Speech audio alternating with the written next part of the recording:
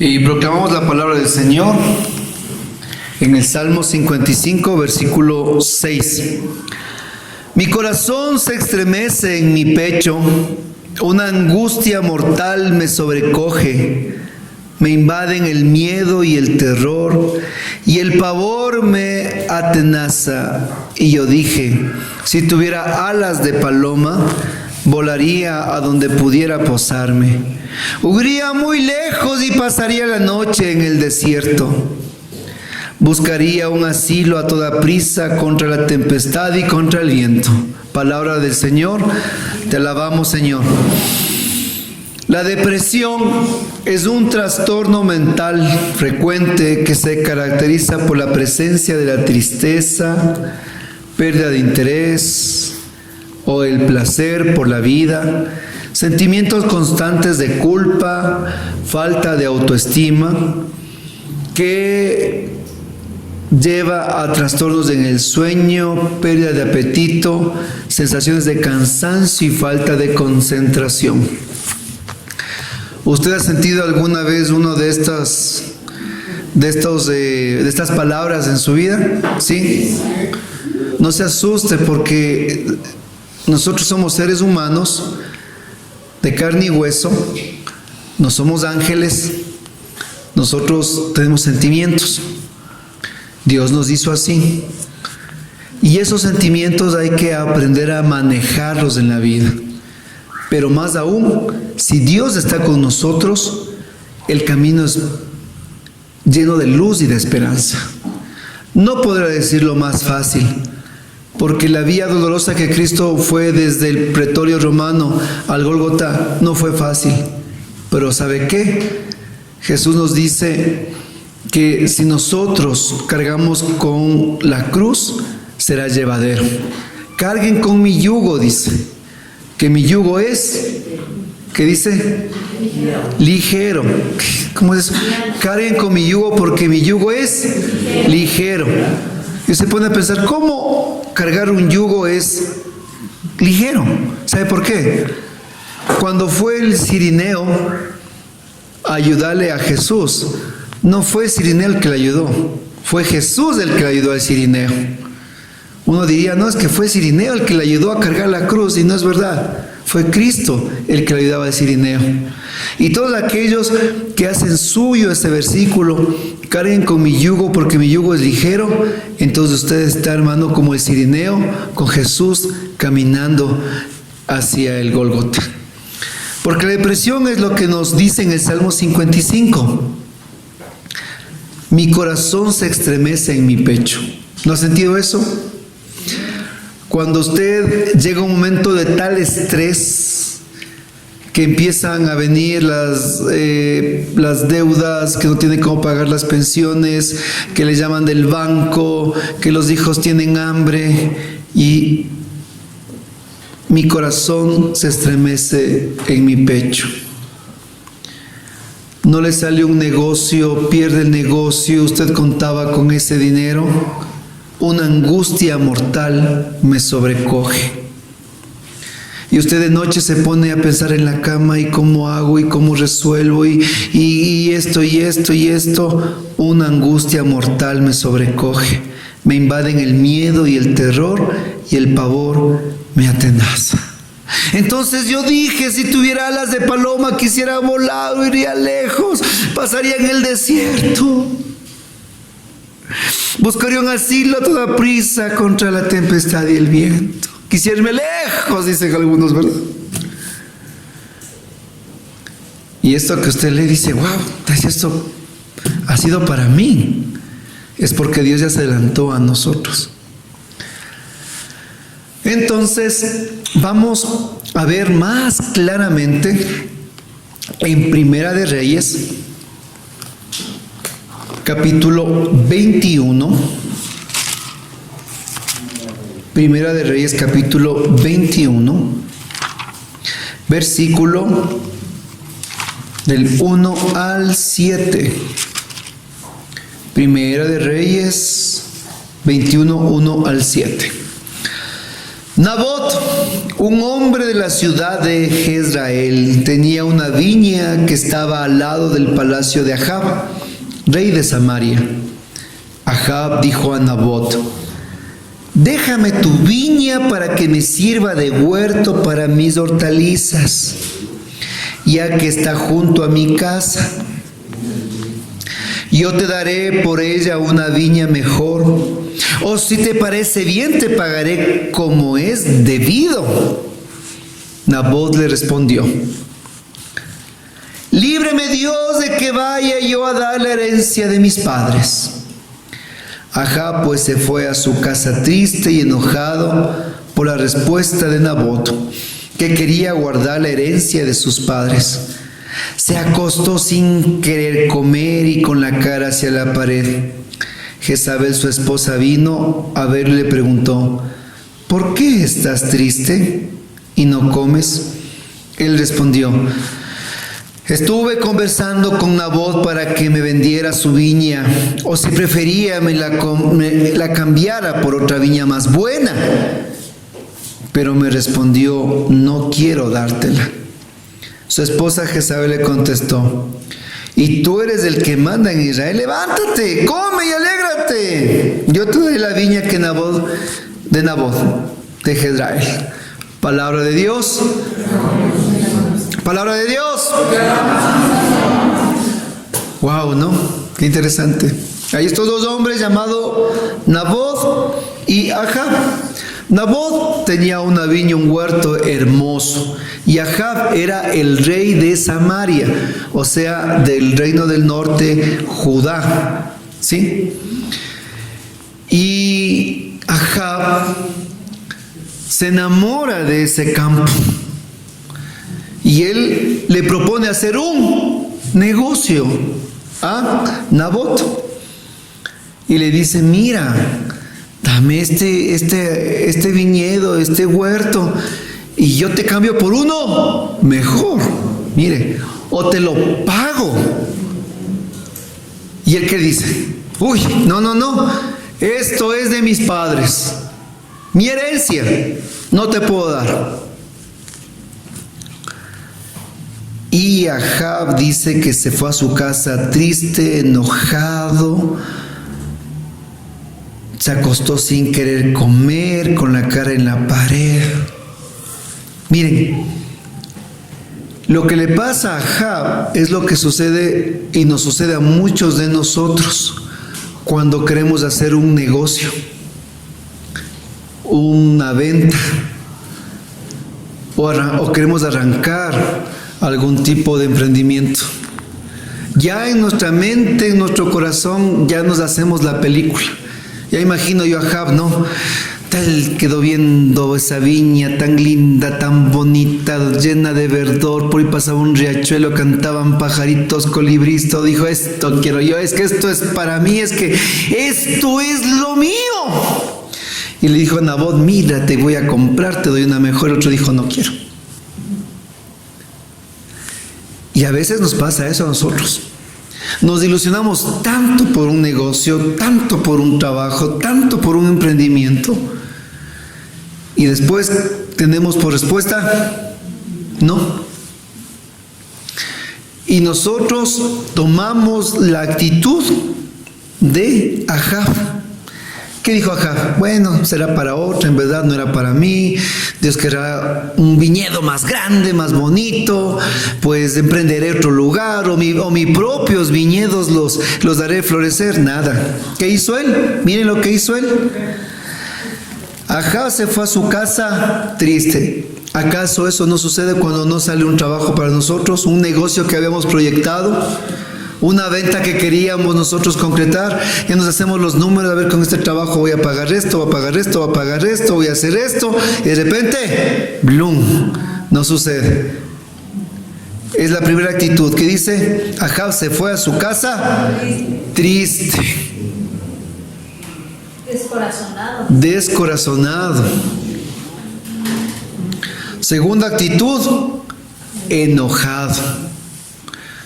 Imagínense, se fue a la casa Y dígame usted, ¿los de la casa merecían que él llegue enojado, descorazonado y triste? No lo merecían. Cuenta la historia que había un padre que todos los días llegaba a jugar con sus hijos, que les abrazaba a su esposa, que ayudaba. Pero dice que un día su hijo pequeño le vio a su papá que todos los días que llegaba cogía su cinturón y lo ponía afuera en el árbol. Y cuando llegaba a la casa, pues todo bien, ¿no? Y el otro día que salía de la casa, cogía el cinturón del árbol y otra vez se lo ponía y se iba al trabajo. Y el hijito dice, papá, ¿por qué haces eso? Todos los días llegas, te sacas el cinturón y lo cuelgas, y al otro día te descuelgas y te llevas, ¿por qué no pones en la casa?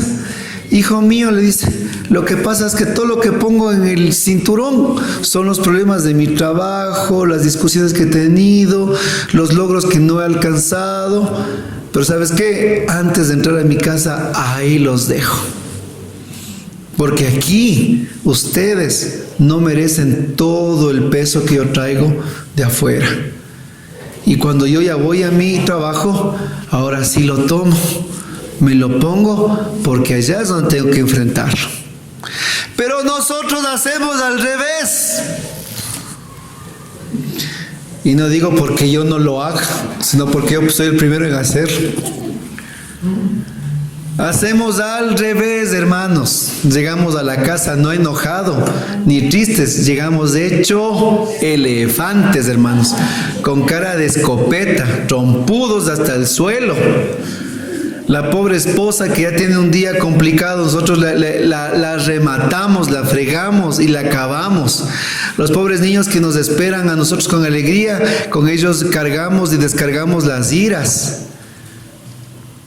Y no comemos y nos enojamos y nos ponemos como dice él. Miren, tanto es así que dice que se acostó sin querer comer y con la cara en la pared. No me salió el negocio, así que no me importa, no quiero comer, aquí soy más bravo, estoy enojado. ¿Y dónde está la pared? Y se puso así, todo frustrado. Porque la mayoría de estas situaciones nosotros sí podemos manejarlas. Sí podemos nosotros tomar otra actitud frente a la vida. Y sí podemos nosotros, a pesar de que todas estas circunstancias nos estén a nosotros doliendo, nosotros podemos llegar con alegría al hogar, aunque sea un pan duro, pero comerlo. Y después, donde es el lugar donde volver a enfrentar a hacer las cosas. Y así lo hizo Ahab. No quiso comer, viró la cara, se puso más bravo, más enojado, se deprimió. Parece que están hablando de nosotros, ¿no? Y me acuerdo que después de una predicación se acercó una hermana y me dijo, oye, quiero reclamarlo a usted. Digo, ¿pero por qué? Usted anda contando mi vida, dice. Espérese un ratito, le digo. Yo ni sé lo que le está pasando, le digo. Que Dios nos cuestiona es diferente, le decía. Y es una trampa ir cayendo en estos círculos. Porque tenemos que ser bien sinceros. Detrás de eso, nosotros lo que queremos es que nos compadezcan, queremos que nos apapachen o que nos digan pobrecito o pobrecita. Y cuando no encontramos eso, peor nos frustramos. Porque ¿saben qué? El resto también tiene sus cargas emocionales. Entonces vino su esposa Jezabel y al verlo le preguntó, ¿por qué estás triste y no comes? A ver, dígale que está a su lado. ¿Por qué estás triste y no comes? A ver, dígale. ¿Por qué estás triste y no comes? ¿Por qué esa cara de escopeta? ¿Qué te hizo tu amigo, tu hermano? Es que a mí no me conoces de este lado, le dice. No, cuidadito. No, hermanitos, así no es. Así no es que nosotros en un lugar seamos aquí sonrisas, alegría, paz, amor, pero después de esto se acabó la felicidad y salió el ogro, el tigre, salió el que es el de a de veras, el que cuidadito me hacen perder la paciencia y les caigo con todo. Hermanos, esta alegría que nosotros vivimos aquí, tenemos que transportarlas a nuestros hogares, familias, trabajos. Y yo siempre cuando tengo momentos complicados me acuerdo de cosas chistosas y trato de reírme. Hoy de mañana me reía con mi esposa y le digo, está y en plena comunión y me empiezo a reír. ¿Y por qué te ríes? Me dice, después te cuento, le digo, pero toda esta historia tiene un tigre, le digo. Y me acordaba de la convivencia, pues cuando el Marcelo decía hace rato, ¡ay, Cora, resucitado! Eso, y me acordaba, porque sabía que iba a ser un día complicado, nos fuimos a misa y todo, y estando en plena comunión, me acuerdo, y ¿saben qué? Me causó ese momento de alegría, no tanto por burlarme, no, sino porque fue un momento de fraternidad, donde nos alegramos, nos reímos. Cuente la historia, me dicen por acá. Bueno, lo que pasa es que estábamos ahí pues en la convivencia, todo lindo, todo agradable, todo hermoso. Que éramos del grupo de ¿qué? Los fuegos. Y ganamos el primer lugar, los fuegos, cuando de repente un hermano al lado empieza a decir, 3 ras a las águilas. Total, digo, aquí ha estado un infiltrado. Digo, ¿no es cierto? Entonces, con cariño le abrazo al hermano y le digo, una mancha más al tigre, no pasa nada, le digo. Entonces, miren hermanos, hay tantas cosas para ser felices. Yo recuerdo al padre Emiliano Tardif. Él decía que un día había estado confesando. Esto está en el libro Jesús está vivo. Y dice que ha estado confesando bastante gente, estaba cansado, cuando de repente viene un señor que ha sido sordo. Y mientras le confesaba, dice que el Señor no le oía lo que... Todo el tiempo el padre dice confesándole, y el Señor no está oyéndole nada. Entonces ha dicho, padre, disculpe, pero es que no le oigo nada. Dice, le causó tanta risa eso, que dice que quería reírse cuando se vaya el Señor. Y se queda con el sentimiento de risa. Pero enseguida entra otro, y no se podía reír. Cuando dice que en eso había confesado siquiera unas 20 personas más, y en las 20 personas él no podía reírse. Y dice que toda la gente alrededor decía, el padre Emiliano confiesa con una gran sonrisa. Y a veces, hermanos, nosotros podemos estar en momentos así como Ahab, de depresión, de angustia, no nos sale un trabajo, un negocio, estamos con iras, molestos. Pero ¿saben qué? Y eso quiero, por eso les aclaro y les pongo, hay otras áreas de nuestras vidas donde nosotros somos plenos y felices. No solo una área es de nosotros toda nuestra existencia. Yo sé que esa área es muy importante, pero si nosotros abrimos bien los ojos, miramos que tenemos una familia, tenemos la esposa, el esposo, tenemos mis hermanos, tantas cosas por ser agradecidos y felices, para amargarnos en un solo negocio que no nos salió bien, o en un solo trabajo en el cual no nos salió. Entonces la esposa le dice, ¿por qué estás triste? Y él le respondió, estuve conversando con Nabot para que me vendiera su viña. Y bueno, y versículo 7, su esposa le dijo, y tú eres el que manda en Israel, levántate, come y alégrate. Hermanos, ¿se da cuenta lo que le dice la esposa? Levántate, ¿qué más le dijo? Come, ¿qué más? Alégrate. Para eso está, vea, la mujer al lado del hombre que viene así con toda esa carga. También, hermanito o hermanita, en el nombre de Jesús, a las esposas que están aquí. A veces los maridos vienen con una carga emocional tan pesada de sus trabajos. Y lo que menos necesitan es lo que me contó un hermano. Me dice, vea, lo que pasa es que yo a mi casa pongo el pie y mi mujer dice, cuidado pisas que está recién encerado.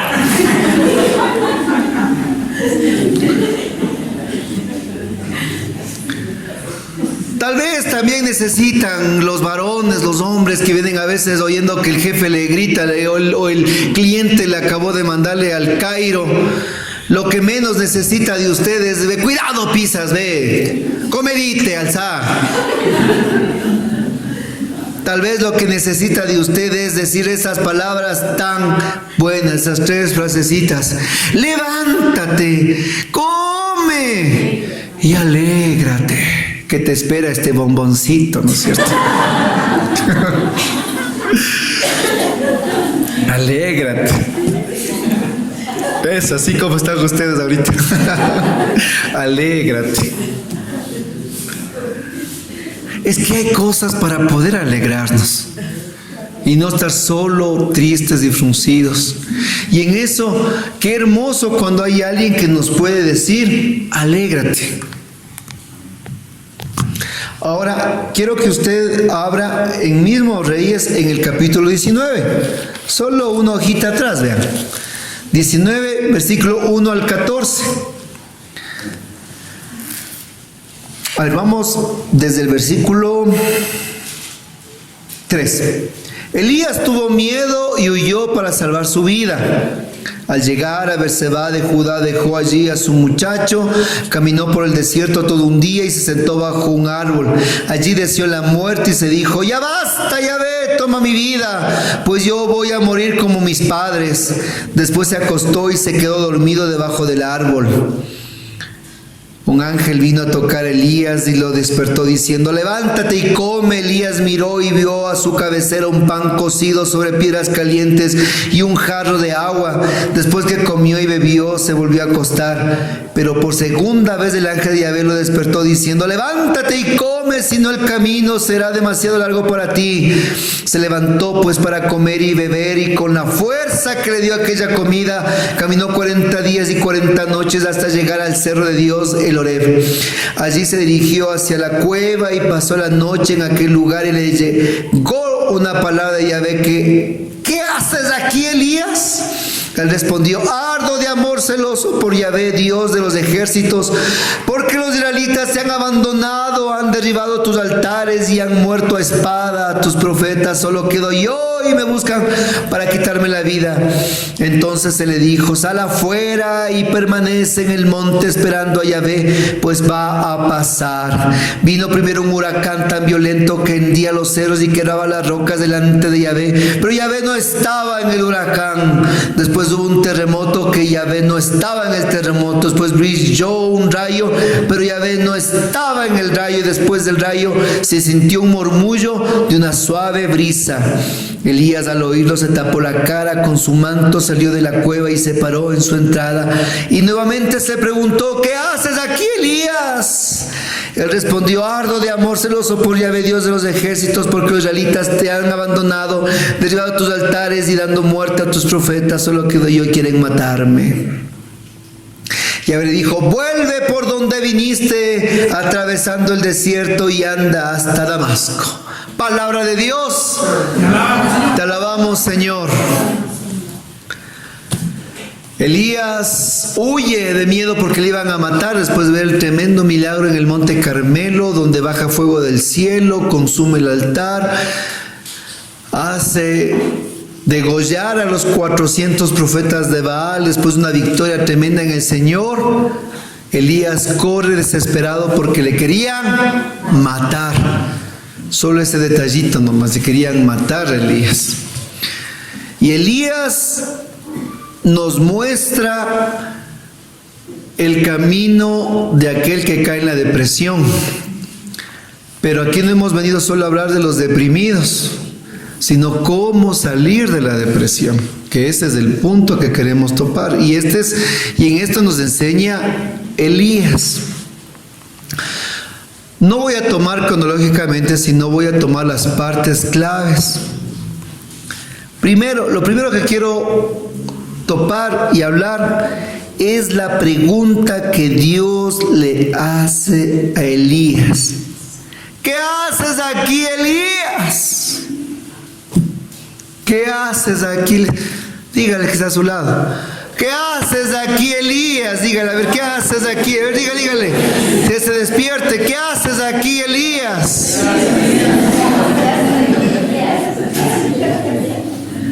Ahora usted responda. Ahora usted responda como Elías. Dígale como Elías.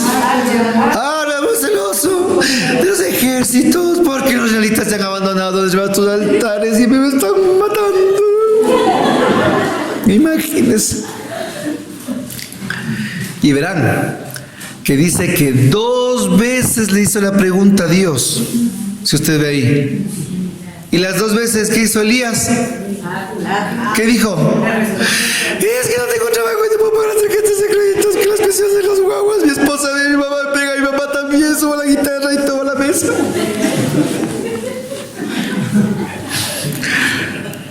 Esa es nuestra respuesta, que en vez de alabanza es una quejabanza.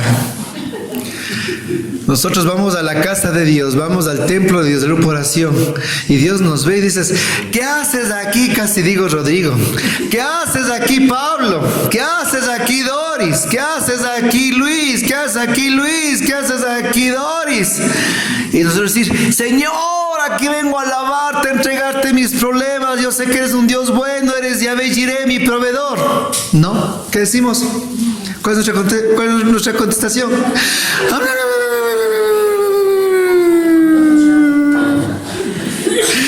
Mi mamá me pega, mi papá también. Esa es nuestra respuesta, ¿no es cierto? Pero ante eso, Dios no se queda. Y la primera parte que entienda mi hermanito querido, que Dios le dice a Elías, el primer punto, le dice el Señor, a ver,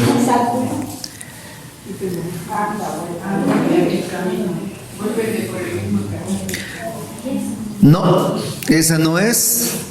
El primer punto que le dice el Señor es, sal afuera, le dice. El primer punto que Dios le dice a Elías es, sal afuera. Pero usted va a decir, ¿qué es eso? Una redundancia, sal afuera. Pero ¿cómo eso? Simplemente diga, sal o afuera, Elías. El sal afuera tiene una connotación muy fuerte. El sal afuera es sal de ti mismo.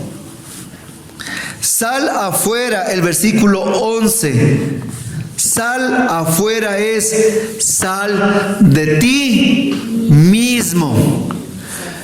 Porque a veces nosotros estamos encerrados.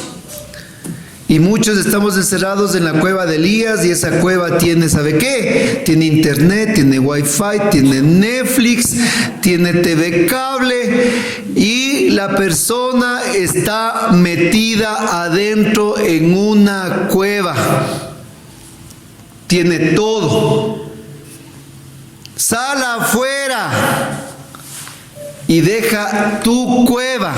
Sal de ti mismo. Lo mismo Dios le dijo a Abraham, sal afuera y mira las estrellas, le dijo, así será tu descendencia. Mientras Abraham le decía, pero Señor, mi esposa es estéril, Dios dijo, sal afuera y mira, porque ahí metido en la carpa, metido en la cueva, no encuentras nada. Entonces el primer paso para salir de la depresión es sal afuera, sal de ti mismo. También implica el sal de ti mismo es abre la boca y expresa tu problema, tu necesidad, y no tengas la característica de la vaca. ¿Cómo que de la vaca? Eso, se pasa usted rumiando día y noche lo que está pasando. Yo un año entero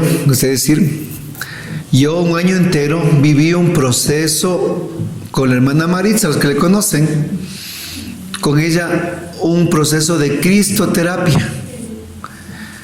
Y ella me decía que el peor error que tenemos es el nosotros no hablar y no dialogar lo que estamos rumiando.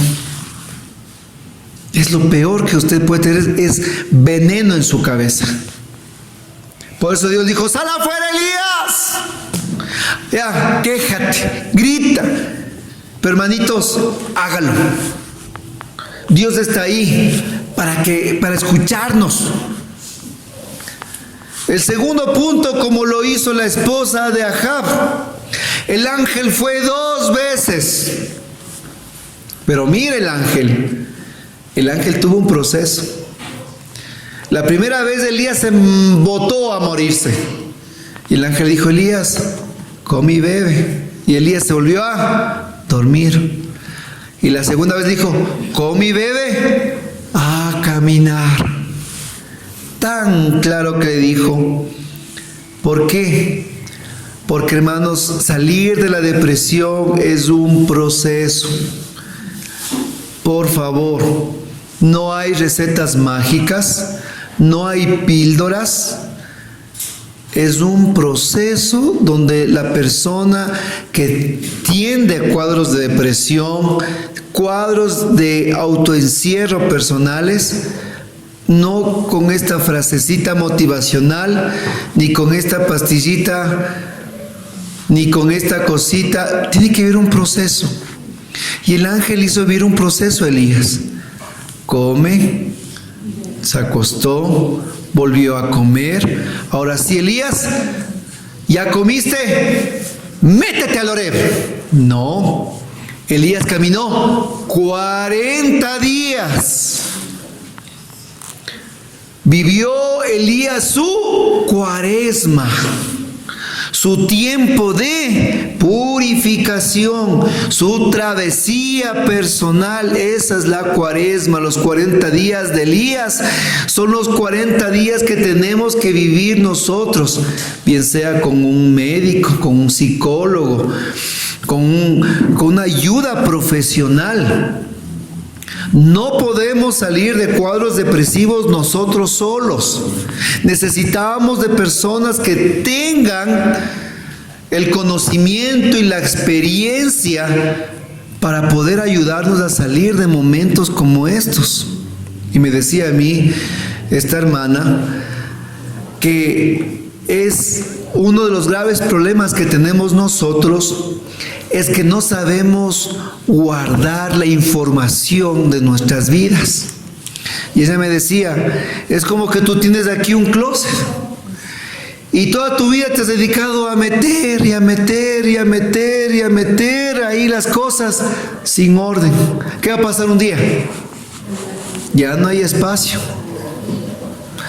Pero cuando usted ordena una caja, cuando usted ordena un cajón, se da cuenta usted que alcanzan más las cosas y mejor, ¿verdad? Uno de los graves problemas que podemos caer cuando caemos en depresión es el no ordenar nuestras ideas, pensamientos, prioridades y circunstancias que tenemos. El nosotros congregarnos aquí en esta reunión semanal y vivir una vida de oración, tenemos que rogarle tanto a Dios para que nos otorgue salud mental. A veces solo le pedimos a Dios prosperidad, a Dios solo le pedimos que nos ayude en el trabajo. Pero si nosotros no estamos saludables ni física ni mentalmente, ¿cómo queremos desempeñarnos? Rogamos tanto todos los días para que me salga más trabajo, pero no rogamos por nuestra salud mental y física, la mía, la de mis hijos, la de mis hermanos, la de todos nosotros. A veces tanto nos centramos en una enfermedad física que no entendemos que la sanación interior es lo primero que Dios quiere atacar en nuestras vidas. La falta de perdón es un cáncer que nosotros tenemos en el corazón y que nos lleva al odio y a enfermedades físicas. Y por eso, mis hermanos, Elías entendió, caminó y llegó al monte de Dios. Sal afuera, Elías. Pide ayuda. Por ejemplo, un alcohólico, no me van a dejar mentir. El alcohólico dice siempre, yo le domino el trago, ¿no es cierto? No necesito ayuda. Esta es la prueba de que ella es un alcohólico.